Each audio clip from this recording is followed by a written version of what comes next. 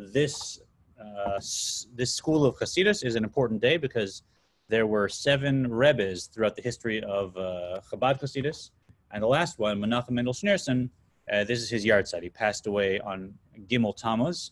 So there's Farbrengens happening everywhere. There's extra learning happening everywhere, and also we're told that the soul, especially of a tzaddik, it has what's called ratzo v'shov. It's kind of flying up towards the heavens and then moving back down towards us, and it is closest to us on this day of the year. So if you want to draw inspiration, if you want to draw learning or some kind of connection, today's a good day.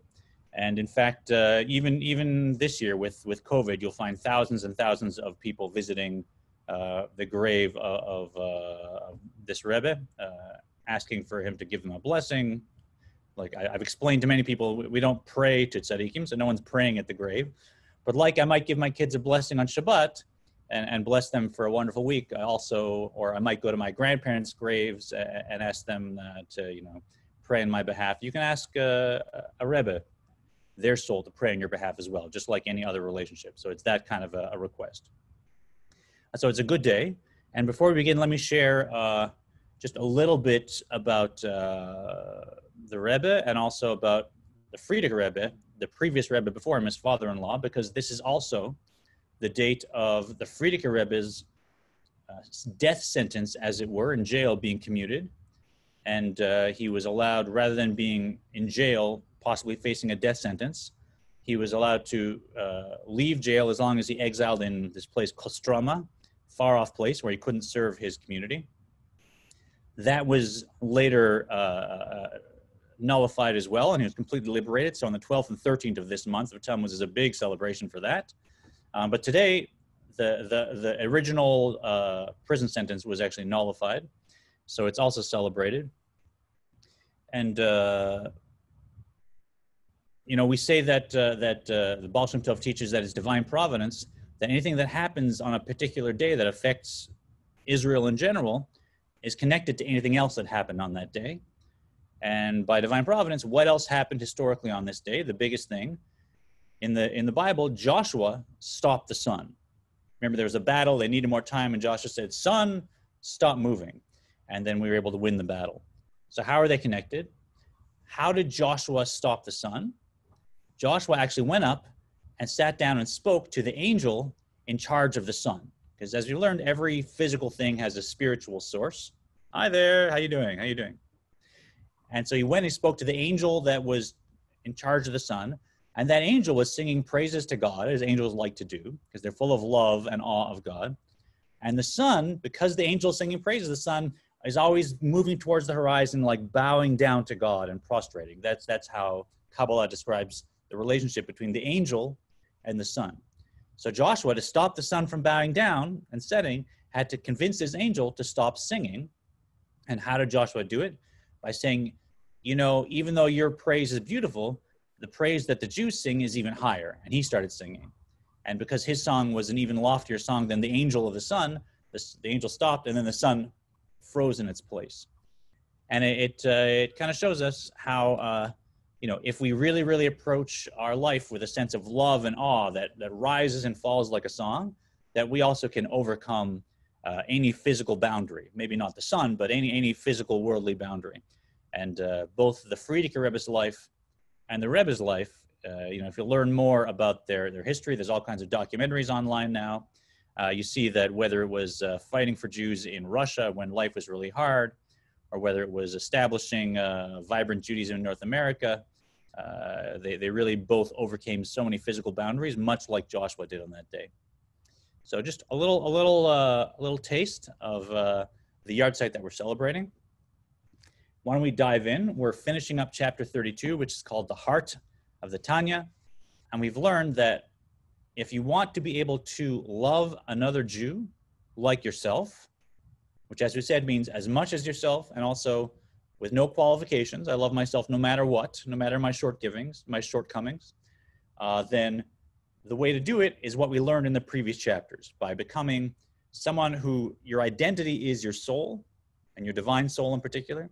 And you happen to also have an animal soul and a body and an ego, but that's a side factor. That's not your core and who you are. And if you do the work to become a soul-centered person, so to speak, then automatically you'll love every other Jew because the soul knows it's connected to them, it's one with them, it knows the divine soul it's looking at is infinite, and I'll love them like I love myself, like I love my kids. It'll be easy, obvious. Otherwise, you're always struggling with a love that has some factor because the animal soul is always looking out for number one. Yeah, so let's continue. We've been dealing with the question about what about these quotes in Judaism that say you do have to hate someone who's sinning, and now the Alter Rebbe has gone through and said, well, hold on, I know that's there, right? You got me, I'm going to deal with it, but first of all, no, you can't hate them on personal grounds. You don't hate them just because they annoy you or they did something to you. That is, you're not allowed at all. You have to still love them. 2, that only refers to someone that's your friend, that's on your level. So someone who learns with you, knows as much as you, is connected to you. So that rules out almost everybody at that point. And then you have to already have approached them. You have to approach them with your heart. And from the bottom of your heart, several times said, this behavior, it's not, it's beneath you. You need to fix this. And really with tears in your eyes, genuinely, with no judgment, reprove them as a friend. And at that point, he says, now, if those 3 categories are met, you're allowed halakhically to have some righteous indignation, perhaps, but at the same time, as he'll say, you still have an obligation to love them. So you can't not love them just because maybe, once, twice in your life, you found someone that actually, that it's not personal. You know that they're your friend and on your level, and they learn with you. You've approved them genuinely 3 times, and now you hit the spot. Now I'm allowed to have righteous indignation. It says, even if that's the case, which I would not advise anyone trying to assess their heart and think that they've reached that stage with anyone in their life. But if you do, you still have to love them. So let's go on. Lomar, top of 4 through 9, and let's read. Let me get my gallery view here. Let's do Rick, Cindy, Ellen, Sue Ellen, Maxine, Dan, Paula, Doreen, Susan. Yeah, and if you just want to pass, let us know. So Rick, you'll go first. Lomar she'af ha'rechokim mitorat Hashem v'avrato v'lechen nikraim b'shem briot v'alma tzrich lemashchan b'chavlei avotot ava. This usage of the term creatures in reference to human beings means that even those who are far from God's Torah and his service, for which reason they are classified simply as creatures, indicating that the fact that they are God's creatures, God's creations, is their sole virtue. Even those one must attract with the strong cords of love. So we've just been discussing Aaron and how Aaron had a habit of loving God's creatures is the term, and drawing them near to Torah with strong bonds of love. And he was the high priest, the most respected holy figure in all of the nation. And still he'd find a way to bump into someone that he knew was messing up, and he'd be friendly, he'd say hello, he'd give him a handshake, how you doing, how are the kids? And just by showing his love, they'd feel like they want it to be better. And he'd do this not just with his close circle, but with anyone. Even as it says here, people that are termed briot, which is a funny term because it just means creations. So the Gemara says this refers to somebody who they've sunk to such a point halakhically that their only merit is that they were created, and God created them with infinite value. So that's an infinite value in and of itself. But you can't look at them and say, well, they're learning, they're giving charity, they're being kind to people, they're loving, they're feeding people. They're all self-centered, and their only value is being a creation. Even someone, if you could legitimately judge them on that level, which it's not our job to do, but if objectively they were, Aaron would go and attract those people with bonds of love. It made no difference what the person's standing was halakhically. Any Jewish person, Aaron had to love like himself, and he'd just go out of his way to express love to lift them up.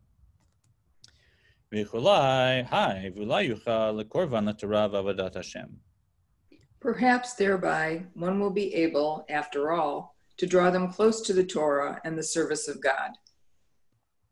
So here he says, what does it matter what the status of the person is? You know, whether you saw them saying the Shema today, or whether you saw them eating this, or whether you saw them driving this.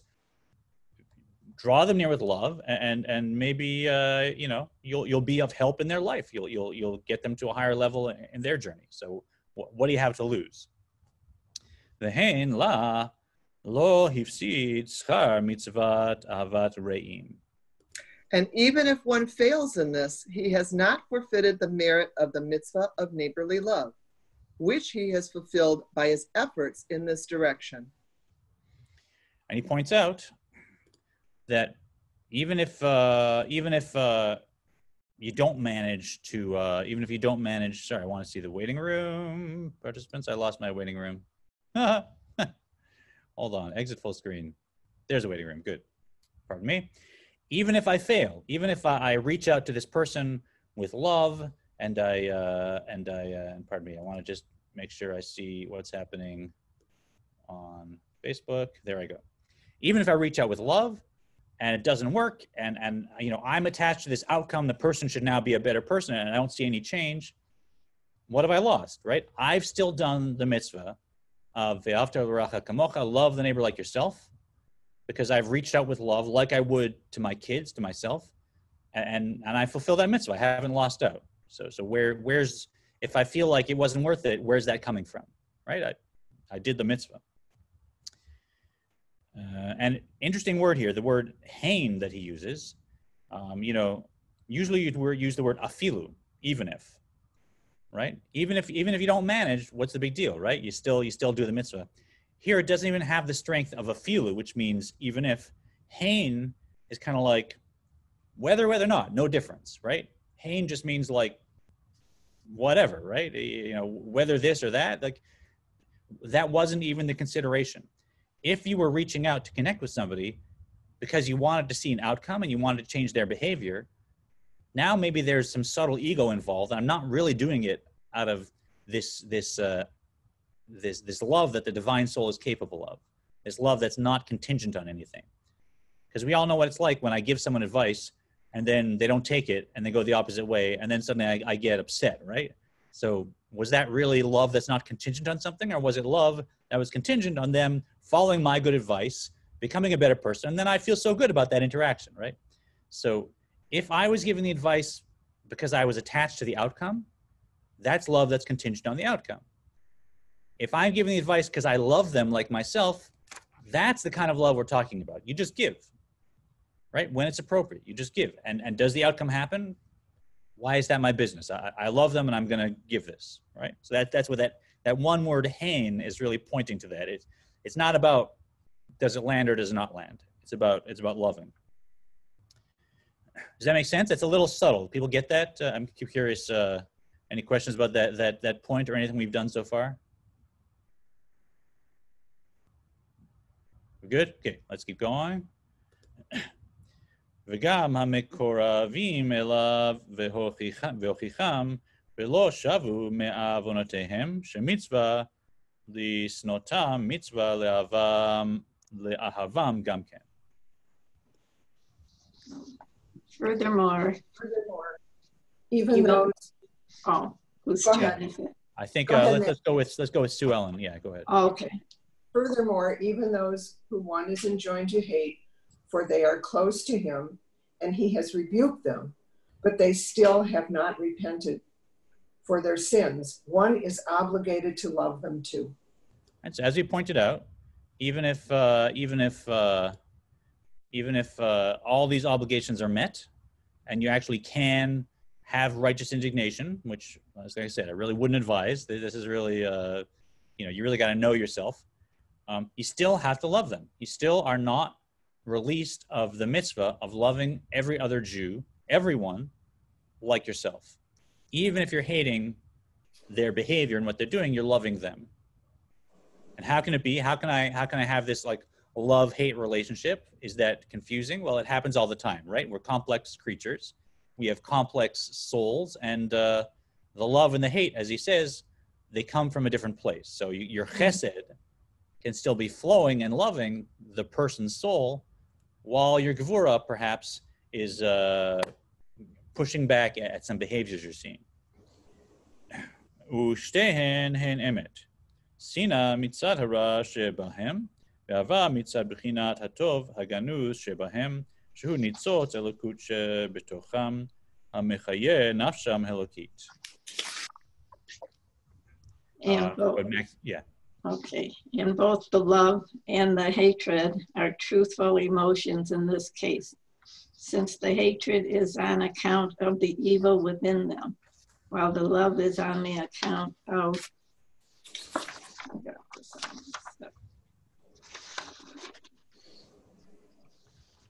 You got it? We're 440, the good hidden in them. yeah.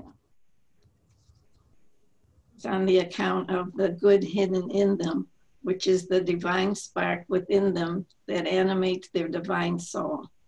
For this spark of godliness, is present even in the most wicked of one's fellow Jews. It is merely hidden. Very good. So really, there's no contradiction here. The Alter Rebbe says, you have the person's soul, which chesed has to flow to. You have to love them like yourself with this altruistic love of the divine soul. And then perhaps in this very, very limited scenario, you have behavior that they have, and your gevura can flow and respond to the behavior of their animal soul. And both can happen at the same time, like I'm breathing and moving my hands at the same time. וגם להראה רחמים בליבו עליה כי היא בבחינת גלות בתוך הרע מסתרה אחרא הגובר עליה ברשעים. Paula, you want to read with us? Yeah, and you have to unmute yourself.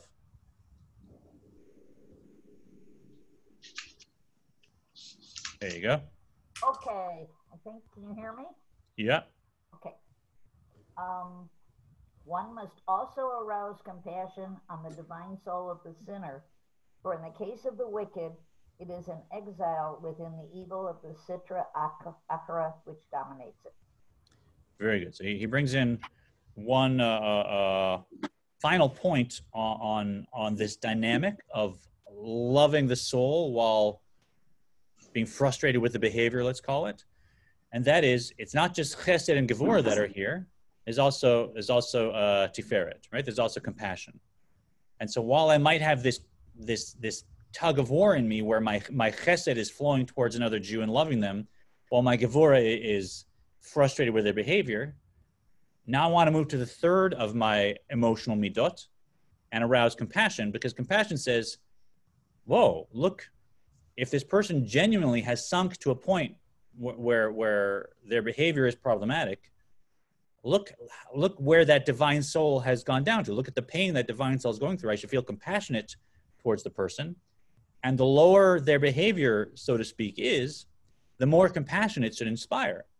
Because as we learned, it's a spark of God that is their divine soul that's now going through that behavior, whether they're yelling at people or whether they're not living up to their standards, or whether they're whatever it is. Okay, the worse technically it is, objectively speaking, the more compassion I should have, not less. So we want to actually move to the third of the midot in this situation, and not just have love and gevura flowing, but also compassion, and that will really create the most effective relationship. והרחמנות מבטלת השנאה, מעוררת אהבה כנודע ממה שכתוב ליעקב אשר פדה את אברהם. Compassion banishes hatred and arouses love, as it is known from the verse, Jacob who redeemed Abraham. All right, so there's a verse that really means something else, but in Kabbalah we like to kind of like flip verses a little, and we say, even though it never happened historically, that Jacob redeemed Abraham. And here we're talking about Jacob and Abraham as the sfirot, that Jacob represents Tiferet, Abraham represents Chesed. And sometimes when Chesed is locked away, when I say, there's just too many problematic behaviors and issues here, and I have to withhold Chesed is locked up. Who comes along and rescues Chesed from that jail and lets it run free and reach out towards the person? It's compassion, Jacob. Right? So if I look at a person, I say, you know what? Unfortunately, these behaviors, I have to be in a rebuking mode here. I can't help, this is what needs to happen. Now let compassion flow, and still chesed will be there, and they'll know that that even if you're giving a rebuke, it's coming from a place of unconditional love. And there is still one thorny quote from Jewish law that has to do with heretics and atheists, right? And so now we've dealt with probably 100% of any of our interactions that we'll have in life. But there is this one point where it says, Jewish heretics, there's a special category where actually, again, there's a stance of being able to hate them. So let's deal with that last piece, which I don't think relates in any way to any of our lives or any of our relationships, but let's look at it technically at least. V'lo David HaMelech alav hashalom tachlit sina snetim v'gomer ela al haminim v'apikorsim she'en lehem chelek be'elokei Yisrael. We'll go to the end. Kedita b'Gemara Reish Perek Tet Zayin D'Shabbat. I think, Cindy, have you read? I keep flipping around the order, whatever order it was. Every time I flip back and forth, my gallery view changes. I don't know who's next. Are we back at the top? All right, let's start over at the. Oh, Susan, would you like to read for us? I think it was Dan, Great. actually. Susan. As for. Is the statement by King David, peace upon him, I hate them with a consummate hatred, reserving no love for them whatsoever. This refers only to Jewish heretics and atheists who have no part in the God of Israel, is stated in the Talmud, beginning of chapter 16 of Tractate Shabbat. And this is heavy stuff. Sorry, Rick, what was that about the order? Did I miss somebody? You let me know. Okay, so I think you missed Dan. Dan, believe it, Dan. You'll start us off on chapter 33. It's a gewaltige chapter to start on. So there you go. So this is harsh stuff. King David said, I hate them with a full hatred, complete hatred. So first of all, let's look at who's saying it. The Alter Rebbe said, you know what? Anyone whose job it is to hate, so to speak, heretics, that's like King David. He was the ruler of the whole people. His job was to decide, who's punished, who's rewarded, who lives, who's executed. That's the king's job. So if you happen to be a king, then okay, maybe it's your job to hate, so to speak, heretics. But it's not for you or I who are just around a normal life with normal people. This is outside of our interactions. B, let's look at who we're talking about, because in the Gemara, when it talks about heretics and atheists, it really is the very, very earliest proto-Christian communities, which were still Jews. So even though they'd taken on some beliefs that were completely opposite to monotheism, they were still in the Jewish community. They said, this is Judaism. And at the time, it was considered a very, very dangerous development to have, Jews who were very knowledgeable, who were completely educated, who were saying, now we're gonna not worship one infinite, unified Ein Sof God, but we're gonna include a human being in that worship. So that's not the case anymore. Now that that's become another religion and nothing to do with heretical Jewish ideas. And see, the last piece is, when you look at the end, it says, Ein lahem chelek b'elokei Yisrael. What was happening at the time spiritually, these so to speak, atheists and heretics, they had so moved away that spark we're talking about in their soul, technically Kabbalah says if you do that in particular, then it really cuts your soul off completely. So that neshama that we're looking for to create this complete love, it's completely blocked off. There's no access to it. And that's why that love, it's not going to work the same way anymore. So tough stuff, but this is really an historical situation. Does this also apply to idol worshipers? I don't think so. I'm not sure. Yeah. I have to check. Idol worshipers, there's a lot of punishment. Obviously, they're put to death and all these things. So we're not very nice to idol worshipers. But I don't know if just being an idol worshiper, I don't think so, puts you in this category, but I can't answer for sure. But one thing you need to be in this category is you need to be basically a sage, a Talmud Chacham. Because to be minim and apikorsim, these are people that actually have learned and are knowledgeable in all the Torah, have lived that life. They understand what it is that they're rejecting. Otherwise, it's just a person that hasn't learned, right? So a person that doesn't have the knowledge and hasn't, looked at the Gemara and looked at the sources and looked at the Torah and lived a life to ingrain it in themselves. Now, if they are living a life, that isn't what you'd call observant, nothing to do with them being a heretic or an atheist. It's just they have potential that maybe isn't being fulfilled. So even in that time historically, they weren't talking about just anyone who kind of got caught up in a certain behavior or lifestyle. They're really talking about specific sages that knew Judaism and the Torah and the text thoroughly and still decided to reject what they knew. So it's a very, very narrow window. And for us, we want to take away that we're commanded in basically every situation to love every other Jew, no matter what, with no conditions. And there's a story from the previous Rebbe that involves the Rebbe that speaks to this a little bit. I think, and it's nice. It's like a pleasure learning this on the Rebbe's yard site, because this is really the chapter, as we said, that the Rebbe, this system, took and just ran with. And he basically got his whole community of followers to raise their kids and live their life and dedicate all their energy and all their finances and all their knowledge and zeal to going out and loving other Jews, no matter who they are, no matter where they are, such that he would take, his closest students and their kids, and he'd send them off, to Morocco or to Russia, because he felt that they didn't have, because of politics, they'd lost their leadership, or send them off to some small town where there's not even a synagogue, so they could just live in the town and be there for the Jews that are living there. Like he said many times, every Jew that's alive today, I consider my only child, and that's why I'm sending my emissaries, to be there, to live with them, with a one-way ticket. This is not a 3-year internship. They go, and the first thing they buy is a plot of land for a cemetery, and they settle down, and they're there, right? That's commitment. So no preconditions. So that's what it looks like when a whole the denomination, perhaps, of Judaism takes this chapter and makes it their life's work. But there's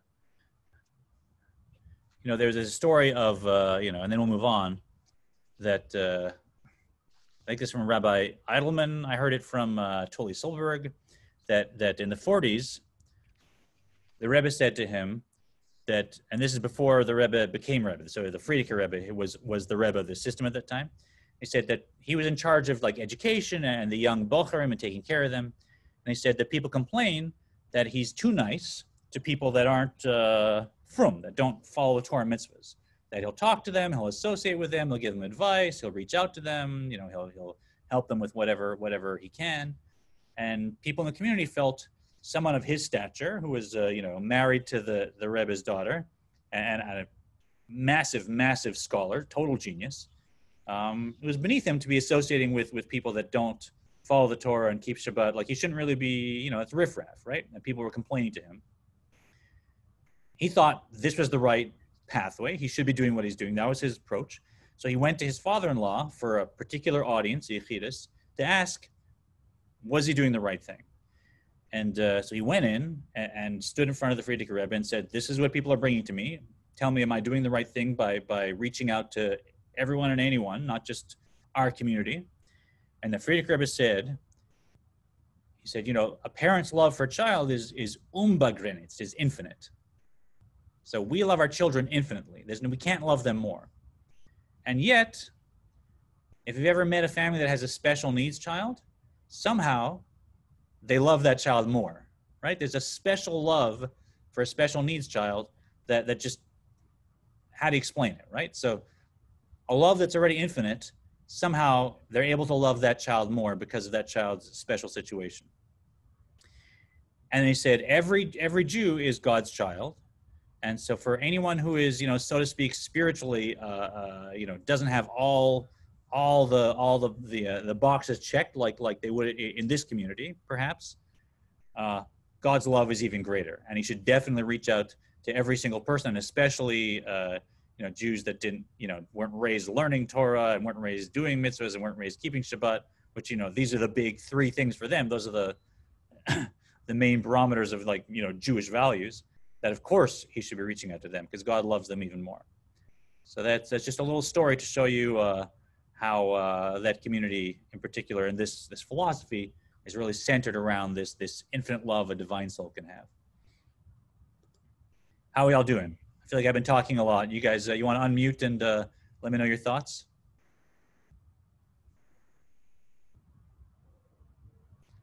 I'm doing. I'm just on too much of a roll. What's going on? You guys are normally so chatty. Very interesting. Very interesting. What about Jewish guilt? About the advice, and then you told them the wrong thing, and then it's, what about that? So who's feeling guilty in this situation? I gave some advice. Mm-hmm. Apparently, it was bad advice, and made their life. Well, that you didn't know it was bad advice, but it turned the worse for them. So who's feeling now? I should feel guilty. You're saying because I gave them bad advice. That's the question. Yes.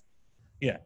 Or do you feel guilty? I mean, is guilt a something so that looked at you guilt? should feel? I'm forgetting which chapter it was, but when we're learning about the animal soul, guilt is actually just a trick of the animal soul, right? If I genuinely was doing something for someone else's benefit, Right. and I was doing my best, and I used my heart and my mind, I gave them my best advice, and I was wrong because I'm human, I made a mistake, I can apologize for being wrong, and I should, right? And I should try and address it and fix it and give them better advice, right? And help them in any way that I maybe messed up. But why feel guilty, right? Because Guilt is now actually, they're worse off than before.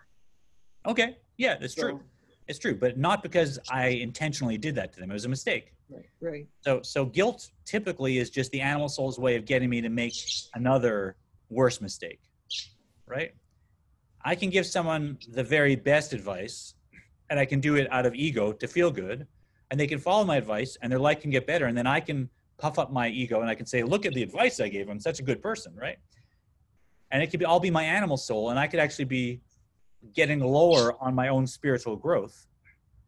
Or I could give someone the worst advice, completely well-meaning, and guess what? I was wrong because I'm human. And now I go and I apologize. I'm sorry. I thought it would be this, but it was that. Let me speak to the person. Let me help out.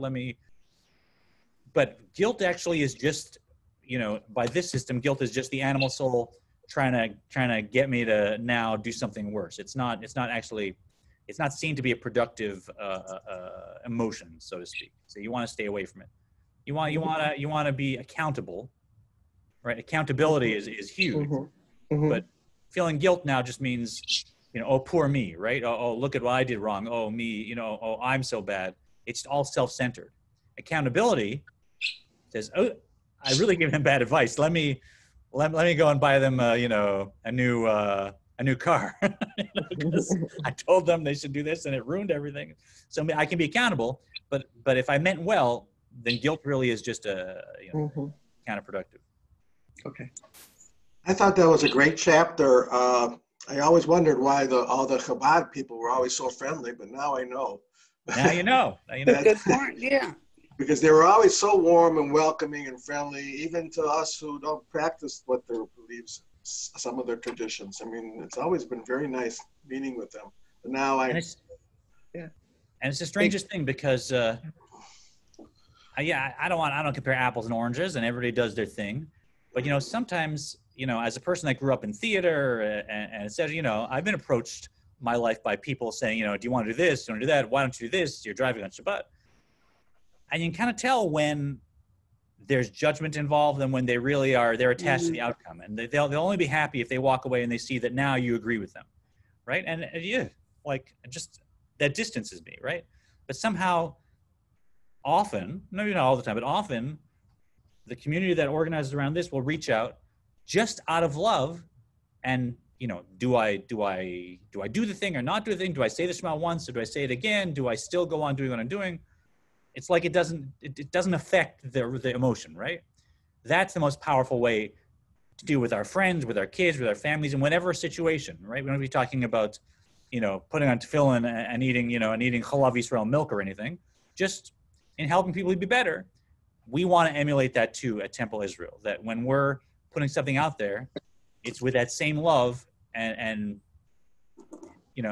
whether the outcome is this or that, nothing to do with it, right? That's not what's motivating me. It's not contingent on them accepting my advice. So let's start to frame chapter 33, because 33 is also a really huge one, a life-changing one. So this is a chapter that really can have an impact on one's life. And what we're doing is we're starting to learn about the different types of love, because we're still learning about joy, right? So we're starting to learn about the different types of love that can lead to joy. And in Judaism and Kabbalah, each love is very specific, as I've said many times. There's not just like general love and adoration and affection, and the words are kind of like a Venn diagram where they kind of bleed into each other. It really is, there's this kind of love that this is the dynamic and this is what it's dependent on. Then there's another kind of love that maybe is higher in one way or lower in another way, but it's different. It's clear, different dynamic, and the word is different. And we shouldn't look at it with our English vocabulary, because it's a different quality entirely of love. It's not just more of the same love that graduates to now another word. It really is a shift. And so this chapter 33 will teach us to kind of take the way that we know how to meditate on and love God and really take a leap up to a different quality of love, as we'll see. So let's dive right in. So we were coming back from our detour of how to love another like yourself, and now we're getting back to generating joy. And I find these chapters very inspiring, so I hope you'll stick with us. עוד זאת תהיה שמחת הנפש אמיתית, בפרט כשרואה בנפשו ביטים מזומנים שצריך לזכחה ולהעירה בשמחת לבב. Oh yeah, Dan, I think you'll do the honor of starting chapter 33. It's Okay. Yet another means of leading one's soul to true joy, especially at those specific times when one finds it necessary to purify his soul and illuminate it with the gladness of heart. So we looked at ways of generating joy, and the main things we looked at were how to get depression out of the way in every way, physical, spiritual. When I'm praying, I get distracted. My heart is stuffed up. How do I deal with that? He dealt with everything that could be in the way of joy. And now we're going to start to get some beautiful meditations and talk about the qualities of love and joy that we can inspire. So here's yet another way to bring your soul to joy, especially when you need true gladness of heart. אזי יעמיק מחשבתו ויצייר בשכלו ובינתו עניין ייחודו יתברך אמיתי. So I think we're back to the top. If you remember the order, I've forgotten it. So yeah, there you go. Let him then think deeply and picture in his intellect and understanding the subject of God's true unity. And here we're getting into, a lot of people, as I've said before, think that meditation is something that's outside of Judaism, that is in whether Indian or Buddhist. But here we're using specific meditative language, because meditation has always been a part of Judaism and Kabbalah, and in particular Casillas. It says, "Azai yamik machashavto," so I should focus my thought with true depth. Yamik means it's not just entering my mind that I'm picturing it. I'm now plunging, I'm swimming down into that idea with the depth that the meditative quality will allow. Right? So when I see that word yamik machashavto, means focusing my mind on that with real depth, which takes strength of dot, of focus. Vitzayer b'sichlo, which means to make an image in your intellect, right? So if you've ever had, anyone who's meditated on a mandala or a mantra, having an audio, what's the word? An oral image that you're focusing on, something that you're hearing in your mind. That's a meditative technique where you want to picture something in your mind, in your intellect, and hold it there for a sustained amount of time. So he's really calling on, this is a system of meditation. We can use a long, short path that we've developed where we really learn to focus our mind on something until we develop emotions. That's what we're doing. So we want to do it with depth, with enough time to create that depth. And we want to create a clear picture in our mind of this thing, even if it's something that you can't picture visually because there's no physical corresponding phenomenon. Like what he's going to describe here is not something you can picture in your mind, and yet you can have that awareness in your intellect, and you can create a picture out of that, right? So we're truly meditating here. And what it is the subject of God's unity. Yichudo Yibarech Hamiti. That God is indivisibly, infinitely one. That's the concept we want to fill our mind and our meditative stance to create this joy.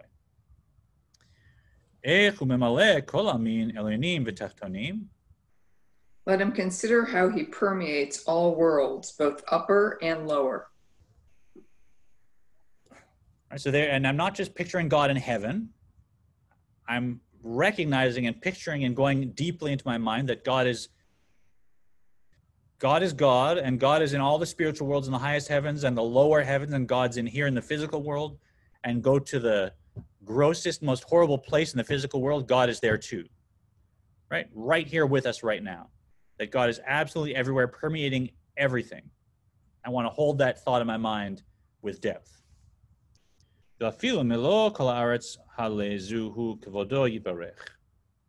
Let him further consider how even this world is filled with his glory. So here I am. I'm living my life. I'm doing my thing. I'm obsessed with myself, perhaps. And even in my most self-centered, counterproductive moment, God is right here with all of God's glory, so to speak. The glory that causes angels to dissolve and leap up and start singing praises.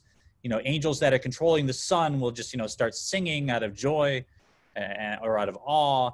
And that incredible glory is right here, right now, within me, around me, in everything. One last point. V'chula kame kala chashiv mamash. And how everything is of no reality whatsoever in his presence. Right, so, as we know, if something is infinite, that means there's nothing outside it, and nothing else exists. So even though it seems to us that this world is real and has permanence, it's not here. Kabbalah and Casillas teaches there's only God, ein od milvado. There's nothing else besides God. That all I'm experiencing is God's oneness and God's glory right here now, and create a mental image of that, an intellectual impression, and hold that with depth so that it starts to affect my emotions. So let's look at what's going on here, right? Because if we when we look at the ways we love God, it's good to go back to the Shema, where we're commanded to love God, in Ve'ahavta, right? Good morning, Eleanor. How you doing? Good to have you here. We're also on Facebook Live, just so you know. Welcome, Eleanor. Hi. Good to have you. We're on page 443. 443. Okay. Great.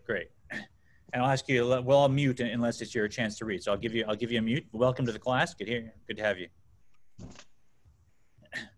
So when we say Ve'ahavta, we say B'chol levavcha, B'chol nafshecha, B'chol meodecha, which means love God with all your heart, with all your soul, and with mildecha. Let's not define that now with you. There's a lot of ways it's described. But those are 3 levels of love. And right now we're talking about the first level and the second level. So let's talk what they are so we know which love we're experiencing and which love chapter 33 wants us to leap upwards to start to generate, right? And live a tefach hecher, a tefach higher, live a head above where we're living now. That's what we want to do, is change our lives. So the normal love, b'chol levavcha, means just, I love things, right? I love brownies, I love nature, I love my wife, I love my kids, I love, sleep. And where do all these things come from? I love money, I won't lie to you. I don't mind money. Where does it all come from, right? I think I get paid, by my boss, but really, Kabbalah says, guess who created your boss? It's all God, right? I love brownies. Guess who's creating the brownie that I'm eating, right? I love sleep. Guess who gave humans the capacity to sleep? So if you love all these things and you sit and you think about it, you will generate a love for the source of those things because you love those things, right? That's pretty intuitive, I think. You just have to sit, as we've learned, and think about it enough so that the emotions start to flow. And that's called ahavat olam, a love for God that is connected to the world, right? Because the world is so beautiful and God created it, so I love God. It's pretty natural. And that's the first level of love that we generally start to generate with our meditative system, because it's easy enough to focus on that, to say, well, I love this and it came from here, so now I love that too, right? But here's a question. I think it's Rashi. When Rashi says, B'chol levavcha v'chol nafshecha, he says, with all your heart is your emotions, but with all your soul is, even if God takes away your soul, you still love God. So the second level, one way of defining with all your soul is even if you lose your soul, even if you have to give up your life, so to speak, you still love God. Now I have a question for you. If the love I'm generating for God is because God has created all the things that I love to enjoy in life, like singing and income and art and food and relationships. Now, if I have to give up my life, am I still going to love God? Is that love going to remain if I have to give up my soul? It's a question, right? Because I need to be, yeah, Ellen? So those people who love him are going to provide the love that keeps on going, and the memory of him will keep on going. Of God or of the person? The person. Yeah. The Okay. love I mean, that of course. I'm not talking about actually dying. And when someone dies, yeah, of course, their family keeps that the love for the person. But I'm saying, if I am trying to generate a love for God, yeah, while I'm alive, I can love God because I love the things God gives me. But now, is that going to reach the point where if I were to give up my soul, I'd still love God? It's beyond that. For love to be beyond that, it can't be dependent on things I love while I'm alive, because now I'm giving up my soul. I need something beyond that. Yes, Cindy? Well, if you're giving up your soul, isn't your soul then reuniting with its source? Yeah, let's not get into like a mysterious nefesh and giving up your life. I'm not the actual act. I think Rashi just means like even if when I think about that God would take away my soul, I still would I'd pick God before my soul. You know what I mean? And if the love that I'm working with is because I love the tree and God made the tree, so I love God, well, without my soul, I'm not going to experience the tree. So maybe I don't love God if I'm going to lose my soul. Yeah? Any love that's connected to the world is going to be perhaps limited by that. Let's not go to if you actually have to sacrifice your life, that's another level. So here he gives a meditation, and maybe it'll be clear when you hear the meditation. If I meditate not on how beautiful and how wonderful this experience of being alive is, and how much I love the source of all those joyful experiences, but instead if I meditate on that really there's nothing here, the world is completely nullified compared to God's unity, and in the end there's only God, and then there's nothing else here. What he says here, everything is of no reality. So now am I loving God because of the not real trees and the not real brownies and the not real sleep and the not real money? All right. If I use that as my meditation and not meditating on how God is the source of everything that I love, but rather that there is no other reality, there's only God, and every experience I've had or I'm having, that's just God unified. And this kaleidoscope I'm experiencing, it has no reality whatsoever. Now I can leap up from loving God because of anything connected to the world to loving God beyond the world. And that can create a great joy, because guess what? How close am I and God in this scenario? If the world is not here and really everything is nullified and it's all just God's glory, how far apart are God and I? Yeah? You're right there. You're touching, right?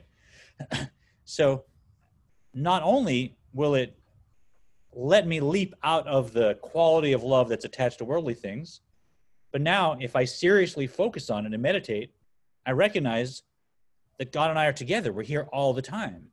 And not just God's light, but God's essence. We're right here together.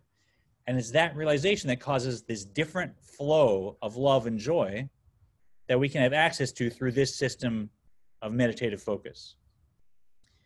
And it's not just more, it's a different quality. And it's a quality that is no longer dependent on anything.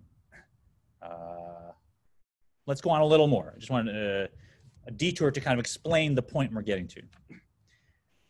והוא לבדו הוא בעליונים ותחתונים ממש, כמו שהיה לבדו קודם ששת ימי בראשית, וגם במקום הזה שנברא בו עולם הזה, השמיים בארץ וכל צבאם היה הוא לבדו ממלא המקום הזה. You got reading? Yes. He is one alone in the upper and lower realms, just as he was alone prior to the 6 days of creation, when nothing existed apart from God. So too now, when all the worlds have come into being, he is still one alone, since all of creation is not before him, as will be explained further. Even in the very place where this world, the heaven, the earth, and all their hosts was created, he alone then filled this space. So if the conceptual idea that God's infinite, so the world has no reality, if that's kind of too abstract, here's a nice image. Before the world was created, what was there, right? Was there anything besides God? No, that's easier, right? Because I'm a time-bound creature, so I can go back, I can wind the clock back to before the Big Bang or whatever, and say, okay, just before that, when there was nothing, and there was just God, that's easy. I can picture that. It's just God. There's nothing else here. I have no problem because it's before the world, right? I won't get into the fact that time hadn't been created, so how do you get before when there's no time, right? And then you go back to tilt mode. But let me, in my time conscious, just rewind, and before the world was created, now it's just God. That's easy. So meditate on that. It's the same thing now. Even though I'm experiencing and you're experiencing this whole world with all the details and the interactions, God is just like before the world was created, and the world has no reality. And we're that close to God. As we'll see later in the chapter, we're sort of hidden in God's imagination, right? If you know, the next word that you're going to say, whether in this class or after this class, it's hidden, as the Rebbe will say, in the power of your imagination and thought and speech. It's within you, but it has no reality. You don't even know what that word is yet. It's not conscious yet. So that word does it have existence, or it's just you? As he'll say, the whole world is that nullified. God hasn't even spoken it yet. God didn't bother thinking about it yet. It's just God, and we're still at that level of unity with God, and that can create, again, a great joy, because it's a love that is not due to anything worldly. It's a love that doesn't come from the world. The world isn't here. It's a love that comes directly from our relationship with God, and so it's not dependent. And I'll finish with another story about the Rebbe to finish Gimel Tammuz that relates very much to this chapter. Again, I heard this from Tuli Solberg, so thank you for relating the story. And this was back in 1994. And I don't know if anyone's seen videos or ever been to, any Habad Simplest Torah, but that's like Taka. That's really the holiday that this, this philosophy focuses on as like, they're just best at. You go and they're singing and dancing and joy, and the Musk Is Flowing, and they're sharing Torah, and it's just hours and hours of just exuberant, total joy, right? This is, there's certain holidays you want to go to different areas to celebrate, and that's their specialty, so to speak. But in 94, the Rebbe had passed away on this date, and now it's the first year where they're having Simchat Torah, and the Rebbe's not there to do all the dancing with.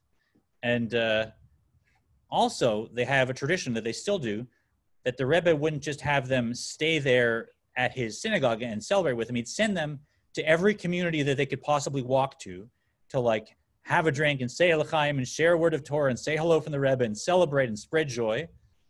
And literally the Bacharim, like the young yeshiva students, would go walking, they'd probably leave at 11, and they'd walk 2 hours to, Flatbush or wherever, or Manhattan later, and they'd go and they'd celebrate people and they'd walk back.